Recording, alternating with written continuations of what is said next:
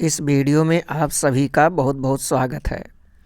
आज हम आप सभी लोगों को विज्ञान से संबंधित 10 प्रश्न बताने जा रहे हैं जो हर एक प्रतियोगी परीक्षाओं के लिए तथा हाई स्कूल तथा इंटरमीडिएट परीक्षा के लिए बहुत ही महत्वपूर्ण है। तो चलिए देखते हैं पहला प्रश्न है हाइजेनबर्ग का अनिश्चितता सिद्धांत समझाइए। ये सिद्धांत जो है परमाणु से संबंधित है। तो देखिए, परमाणु के केंद्र में धनावेश होता है तथा उसके चारों ओर इलेक्ट्रॉन चक्कर लगाता रहता है। तो यह सिद्धांत बताता है कि नाभिक के चारों ओर गतिशील इलेक्ट्रॉन के स्थिति और संवेग दोनों का एक साथ निर्धारण नहीं किया जा सकता है। और आगे बताया जाता है, यदि स्थिति में अनिश्चितता डेल्टा एक्स हो और संवेग में अनिश्चितता डेल्टा पी हो तो दोनों का गुणनफल जो होता है वह h/4 पाई के बराबर होता है। यहाँ पर h जो है प्लांक नियतांक है। अगला प्रश्न है हुंड का नियम उदाहरण सहित समझाइए।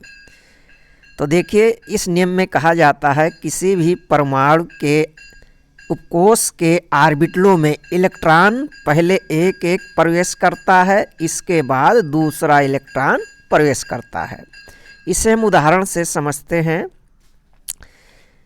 देखिए, जैसे मान लीजिए ये कोई उपकोष है 2p और इसमें 4 इलेक्ट्रॉन हैं। तो इसको कैसे हम दिखाएंगे? पहले तो हम p उपकोष का ऑर्बिटल बना लेंगे। p उपकोष में 3 ऑर्बिटल होता है, ध्यान रखिएगा।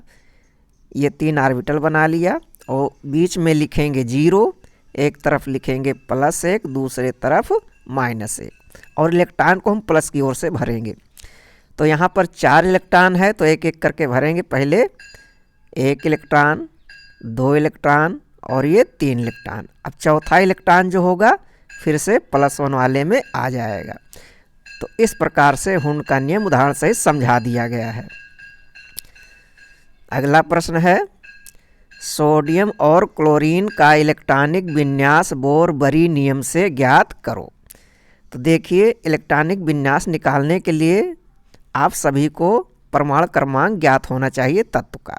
जैसे पहले हम सोडियम का देखते हैं। तो सोडियम का परमाणु क्रमांक होता है 11। अब बोर-बरी नियम से इसका निकालना है इलेक्ट्रॉनिक विन्यास। तो पहले कोष में 2 इलेक्ट्रॉन हो जाएगा, दूसरे कोष में 8 इलेक्ट्रॉन हो जाएगा और तीसरे कोष में 1 इलेक्ट्रॉन। पहले कोष में हमेशा 2 इलेक्ट्रॉन होता है अधिकतम और दूसरे कोष में 8 इलेक्ट्रॉन और जो बचता है तीसरे कोष में डाल दिया जाता है। अब इसी प्रकार चलिए देखते हैं हम क्लोरीन का। तो क्लोरीन का परमाणु क्रमांक होता है कितना? 17 होता है। तो पहले कोष में 2 इलेक्ट्रॉन लिखेंगे, दूसरे कोष में 8 इलेक्ट्रॉन और तीसरे कोष में 7 इलेक्ट्रॉन। अगला प्रश्न है फास्फोरस तथा लोहा का इलेक्ट्रॉनिक विन्यास आफ-बाऊ नियम से ज्ञात करो।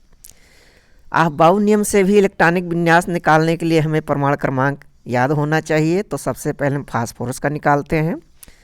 फास्फोरस यानी P15। तो इसमें देखिए, इसमें उपकोष के रूप में इलेक्ट्रॉन भरेंगे, जैसे 1s2।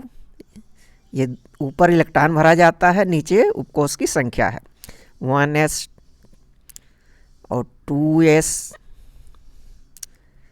इसके बाद 2p। अब देखिए यहाँ पर कितना इलेक्ट्रॉन हो गया? अभी 2, 2, 4, 6, 10। अभी 10 हुआ। आगे हम बढ़ते हैं। अब देखते हैं 3s और ये 3p। अब देखिए हमारे पास इलेक्ट्रॉन कितना बचा है? 12 इलेक्ट्रॉन हो गया है। तो 3p में केवल 3 इलेक्ट्रॉन जाएगा। तो ये फास्फोरस का इलेक्ट्रॉनिक विन्यास हो गया। अगला देखते हैं, इसमें है लोहा।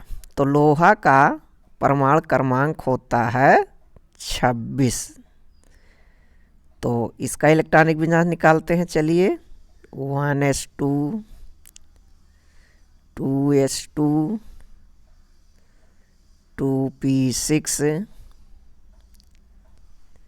3s2 3p6 4s2। अब देखिए कितना इलेक्ट्रॉन हो चुका है अभी तक हमारा 6 4 10 4 10 20 इलेक्ट्रॉन हो गया है, 6 बाकी है। तो हम 3d में 6 इलेक्ट्रॉन भर देंगे तो ये लोहे का इलेक्ट्रॉनिक विन्यास हो गया। अगला प्रश्न है परमाणु के मूल कणों के खोजकर्ता का नाम लिखिए। तो पहले तो बता दें कि मूल कण कौन कौन से होते हैं परमाणु में। तो इलेक्ट्रॉन होता है, प्रोटॉन होता है और न्यूट्रॉन होता है। अब इनके खोजकर्ता को याद रखना बहुत सरल है। कौन खोजा है इसको, तो एक मंत्र याद रखिएगा, वो है ईटा पर नाचय। तो ईटा पर नाचय इसको याद रखिएगा। तो यहाँ पर ध्यान दीजिए, अब देखिए ई से इलेक्ट्रॉन, टास से थॉम्सन। इलेक्ट्रॉन की खोज थॉम्सन किए, पा से प्रोटॉन, इसकी खोज रासे रदरफोर्ड किए, और ना से न्यूट्रॉन, इसकी खोज चय से चैडविक ने किया। इसको याद रखना है। अगला प्रश्न है कैथोड किरणों के गुण क्या हैं। तो देखिए इसके कई गुण होते हैं। नंबर 1, कैथोड किरण सीधी रेखा में चलता है। नंबर 2, कैथोड किरणों पर ऋण आवेश होता है, इस पर ऋण आवेश होता है। और नंबर 3, कैथोड किरणें कांच की दीवार पर गिरकर चमक उत्पन्न करती हैं। नंबर 4, कैथोड किरणें जो होती हैं ये विद्युत क्षेत्र में धनात्मक प्लेट की ओर मुड़ती हैं। क्यों? क्योंकि इस पर ऋण आवेश होता है। और 5वां गुण है कैथोड किरणें गैसों को आयनित कर देती हैं, यानी गैसों से इलेक्ट्रॉन को बाहर निकाल देती हैं। अगला प्रश्न है जल में कितने परमाणु होते हैं। तो इसके लिए पहले जल का सूत्र याद होना चाहिए। जल का सूत्र होता है H2O। तो जैसे इसमें देखिए हाइड्रोजन के 2 परमाणु हैं, ऑक्सीजन के 1 परमाणु। तो जल में कुल कितने परमाणु हो गए? 3। अगला प्रश्न है ग्लूकोज में कार्बन की प्रतिशत मात्रा ज्ञात करो। तो किसी भी तत्व की प्रतिशतता ज्ञात करने के लिए पहले तो हमें सूत्र याद रखना होगा। ग्लूकोज का सूत्र होता है C6H12O6। अब इसमें ग्लूकोज का अणुभार निकालेंगे तो अणुभार आएगा 180, क्योंकि कार्बन का परमाणु भार 12 होता है, हाइड्रोजन का 1, ऑक्सीजन का 16, सबको कुल जोड़ेंगे तो 180 आएगा। अब हमें कार्बन की प्रतिशत मात्रा निकालना है, तो कैसे निकालेंगे देखिए। पहले तो कार्बन का देखिए 12 छंग 72, कार्बन की मात्रा इसमें 72 है और इसको हमें 100 से गुणा कर देना होगा।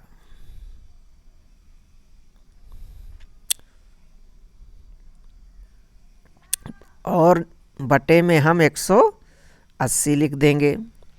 काटे पीटेंगे तो ये आ जाएगा हमारा 40% आ जाएगा। अगला प्रश्न है परमाणु और अणु में अंतर लिखो। तो देखिए परमाणु अणु में अंतर क्या होता है। देखिए मान लीजिए ये है H और ये है H2। तो H स्वतंत्र अवस्था में रह सकता नहीं है और H2 स्वतंत्र अवस्था में रह सकता है। तो परमाणु वह है जो स्वतंत्र अवस्था में नहीं रह सकता है और परमाणु क्या है जो स्वतंत्र अवस्था में रह सकता है। तो यही अंतर होता है। अगला प्रश्न नाइट्रिक अम्ल और सल्फ्यूरिक अम्ल का अणुभार ज्ञात करो। तो अणुभार ज्ञात करने के लिए हमें सूत्र याद होना चाहिए, जैसे HNO3 ये नाइट्रिक अम्ल का सूत्र होता है।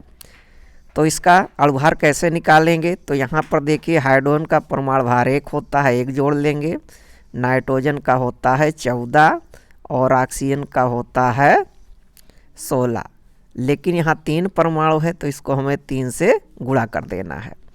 तो ये टोटल जब जोड़ेंगे तो हमारा आ जाएगा, कितना आ जाएगा? ये आ जाएगा, जोड़िए 16 3 48, 10 58,